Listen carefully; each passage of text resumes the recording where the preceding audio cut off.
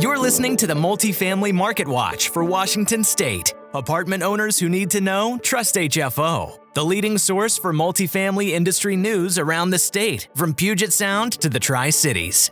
Welcome back to Washington Multifamily Marketwatch. I'm your host, Aaron Kirk Douglas. The top news this week: the Washington legislative session started January 8th and already has a flurry of bills on housing. The latest bill to cause a major stir would increase the real estate excise tax on transactions above $5 million. We have a roundup of the housing bills, which range from rent control to support for housing construction. Rent growth is forecast to slow for Puget Sound and across the U.S. in 2023. And Washington State proposes to start a landlord registry, potentially in preparation for charging a tax on vacant units. All this and more in just a moment. This Washington Multifamily Market Watch is co-sponsored by Gantry Inc., the nation's largest independent mortgage broker, and by J.R. Johnson, experts in multifamily restoration and repair work. Now on to our news briefing.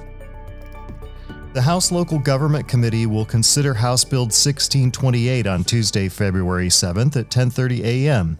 The bill would increase the real estate excise tax from 3% to 4% on transactions of $5 million and above. Proponents claim it will only affect wealthy homeowners, but as drafted, would affect most multifamily real estate as well. A 4% real estate excise tax would be the highest in America. If you live in and own property in Washington State, you are encouraged to contact your state legislator. Rent growth in Seattle has been reported as increasing by 8% year over year for 2022, according to Zumper and the Puget Sound Business Journal. However, Yardi Matrix is forecasting a slowdown in rent growth to 3% this year. The slowdown is attributed to the anticipation of the completion of about 140,000 new units that are in the development pipeline for King, Pierce, Kitsap, and Snohomish counties. That's expected to increase the housing supply in the area. This year's actual rent growth will depend on various factors, such as economic conditions, population growth, and job market trends. The Washington State Legislature has introduced multiple bills that aim to address housing concerns. The outcome of these bills and their potential impact on housing in Washington will depend on factors such as economic conditions and market trends. The legislature has only until early March to pass bills out of the chamber where they were introduced if they expect to pass them into law. Against the backdrop of the current shortage of about 150,000 housing units and a projected need for 1 million total units in the next 20 years, a bipartisan group of lawmakers in Washington have announced their support for 13 bills aimed at increasing the state's housing stock. Governor Inslee's proposed budget includes plans to borrow $4 billion to fund a push for housing construction.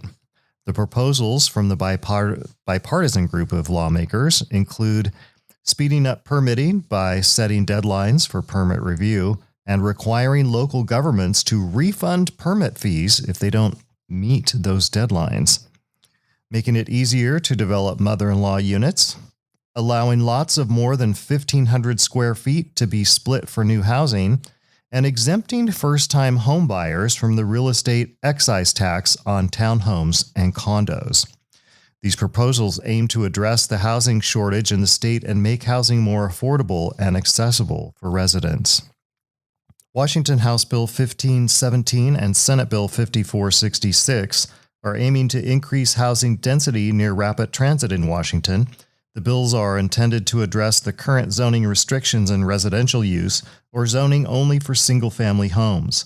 Senator Marco Elias has stated that his constituents are more supportive of housing near transit than rezoning for missing middle housing, indicating the ongoing debate about balancing the need for affordable housing and preserving existing neighborhoods. The goal of the legislation is to make it easier for people to live near public transit and reduce the reliance on cars, which can help address the state housing shortage and promote sustainability. The House bill was introduced by Representative Julia Reed. One of the bills being introduced in the House would require a 6-month notice for rent increases of more than 5% and would give tenants the right to break their leases to avoid those rent hikes. Currently, a 60-day notice is required for rent increases, and the proposed bill would increase this to 6 months.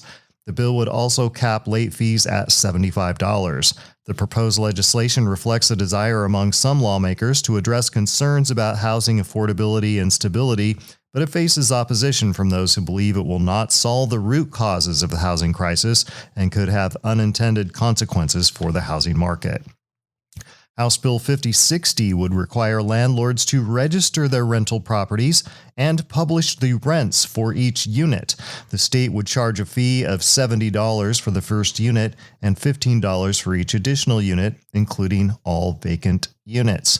Landlords who fail to register would not be allowed to evict tenants for reasons other than nuisance, illegal activity, or substantial interference with use of the property. The state plans to use the fees collected to fund rental housing inspection programs and to provide attorneys to tenants facing eviction. Some landlords are concerned this bill would be a precursor to a tax on vacant properties.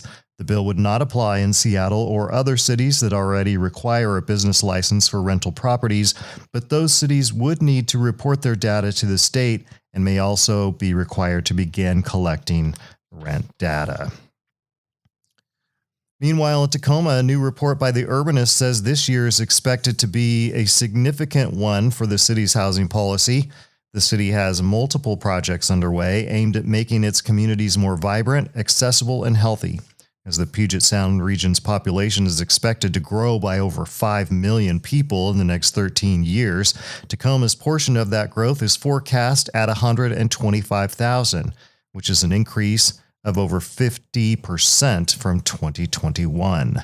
There are both supporters and opponents of Tacoma's evolving housing policy, including the Don't Seattle My Tacoma group and the Pro-Housing Home in Tacoma for All coalition. These groups have different views on the direction of the city's housing policy and reflecting the ongoing debate about affordable housing. The recent discussions about rent control in Washington and changes to Oregon's rent control laws are happening in the context of the federal government's involvement in the issue.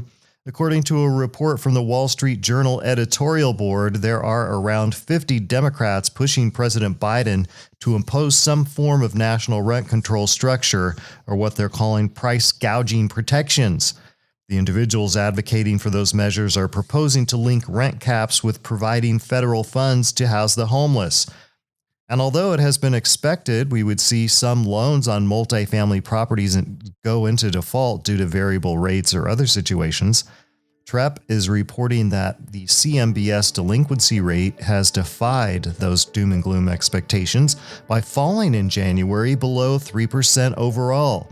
Multifamily delinquency rates fell below their 12-month average of 1.81% to 1.56%. We'll have more legislative updates coming your way in the weeks ahead as these bills continue readings and hearings in committees and start moving forward. Don't forget to subscribe to the HFO Multifamily Market Watch wherever you get your podcasts. We dig through all the news and bring it to you so you don't have to. Have a great week. Our entire office specializes in multifamily real estate, making HFO the largest multifamily brokerage in the Pacific Northwest. Your success is our passion. Build your legacy with HFO. Call 503-241-5541 or visit our website at hfore.com for more information. HFO is an affiliate of the Global Real Estate Advisor Network.